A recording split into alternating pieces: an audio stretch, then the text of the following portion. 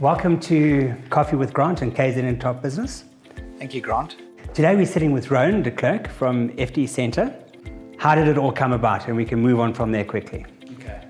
So FD Centre started 10 years ago, but I was in consulting before that, and it's been an amazing journey. We all need a good CFO in our organizations. Maybe you can elaborate on the CFO's role in business today, because it's definitely different to what it used to be. So the CFO used to be, we were talking earlier, someone who was looking at spreadsheets, crunching numbers and producing financial information. Nowadays, a lot of that is done for us through computers and etc. And a lot of that will get better and more efficient as time goes on. So it's about distilling that information, looking at what's critical for the organization, and then helping the organization to make decisions about the future. And it's about leadership. It's about leading the organization, leading the exco, helping them understand what the numbers actually mean and how to interpret those numbers in terms of the roadmap forward, and which routes to follow. Your typical clientele, who would that be? Yeah, so our clients are typically entrepreneurs, owner-managed businesses, but in the mid-size space, so probably 50 million turnover plus. So guys that have cut their teeth in business, been around, learned some of the early kind of lessons in business and some of the knocks, and now are in a sort of scale-up phase or restructure phase. Something's going on, some change has happened, and they need stronger financial acumen in their business. But it's all around growth, scale, and really upscaling that business to take it to a different level, or perhaps exiting the business, getting involved with a private equity or something like that. So there's normally quite a big change on the horizon. Going backwards a bit now is that with the COVID pandemic and challenges, the CFO, how did that fit into that role? Yeah, so that was interesting. We weren't quite sure how that was going to play out, but as it's happened, all of our clients, most of them, except for the businesses that have hit really hard times, have stuck with us, and our relationships have really mattered in this time. And so what's happened is we put together a little program called Survive, Revive, and Thrive Again. And so in the beginning of COVID, it was all about survival. How do we help these businesses survive? How do we protect cash? How do we just look at a plan that takes them through the first 4 months of this pandemic and the devastation it caused for the economy? The second part is more about rethinking, take 5, revive, rethink your organization, and then what do you need to do to adapt? Everybody's using the word pivot these days. How do you kind of channel the business in a different angle if it needs to be? If it's still relevant, obviously not, but I think a big part of that is listening to the customer and understanding how their needs may have changed, and if they have, then shifting your product or service in that direction. And then the last part is thriving again, becoming future-proofed so that your business can be sustainable and carry on again.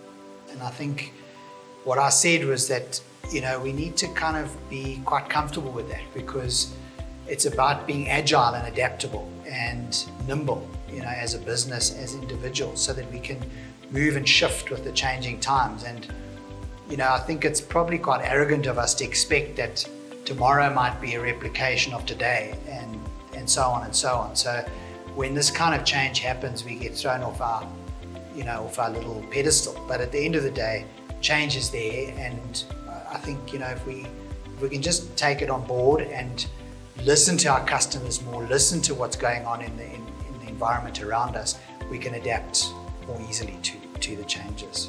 I know in my particular industry is that the pandemic basically brought on change, but it in actual fact forced something that was happening anyway. So isn't that what happened now? A natural progression, it just was sped up because of the pandemic.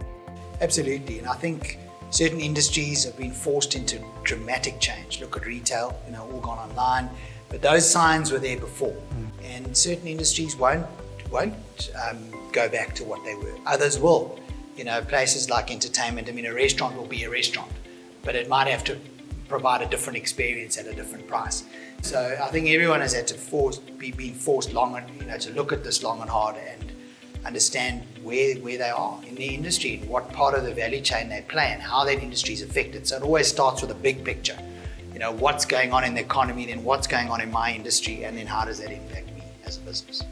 So from an FD Centre point of view, you're in the ideal position to help people transform from one to the other and recognize the steps. Because we've got clients across an array of industries and different parts of the value chain in different industries, we can see a bigger picture. We can also consult quite widely so that when we do give advice, we're drawing off a big experience pool. We've got a presence in 20 countries around the world, so we draw on that international experience and local experience to provide the right input and right answers for our clients.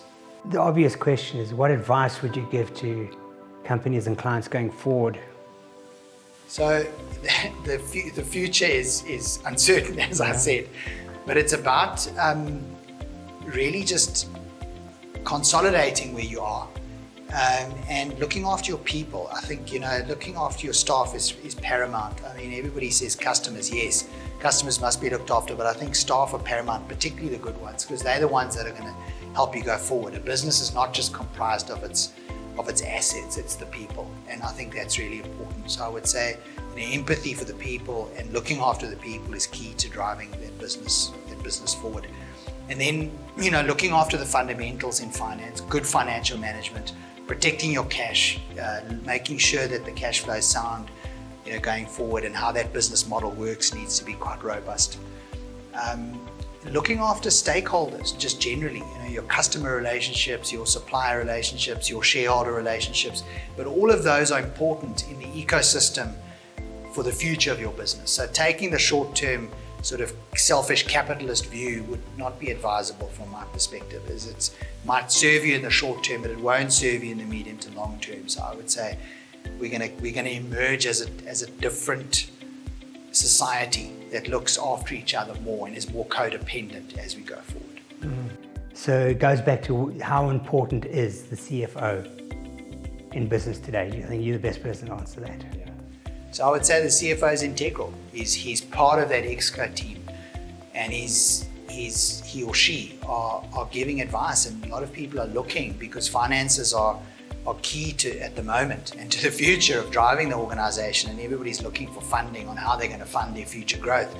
And so finance is plays a huge role in that. So I think the CFO will be looked to. And so the CFO needs to have other advisors and objective viewpoints that they have as well, that they're receiving from outside. And often, organizations like ourselves or other organizations can provide that advice to the CFO in practice as well, in business. As we say in our game, we've got 3 layers. We've got a business model we use called the 12 boxes, which has 3 layers to it: strategic, operational, and business support. And we say that if you're stuck in the operations and business support, you won't be valuable and needed into the future. You've got to be strategic. You've got to get into that box, into those boxes, because if you're not giving that kind of input and advice about the future and helping build the roadmap ahead in the future scenarios, you won't be valuable just delivering the operational, numbers and results, etc. Well, it's about making decisions. If you can't make good decisions, you're going to end up where?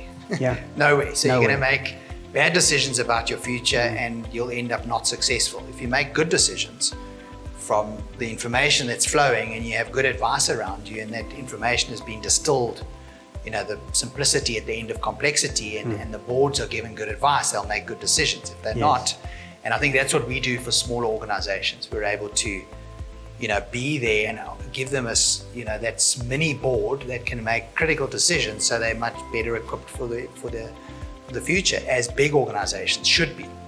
Where we are now in business, in the world economy as it is at the moment, you're the ideal person almost to partner with in business. So that's why drawing that golden thread between all of them, I thought it was important that we had this conversation. So Rowan, thank you for joining me on Coffee with Grant and KZN Top Business. It's a pleasure, Grant.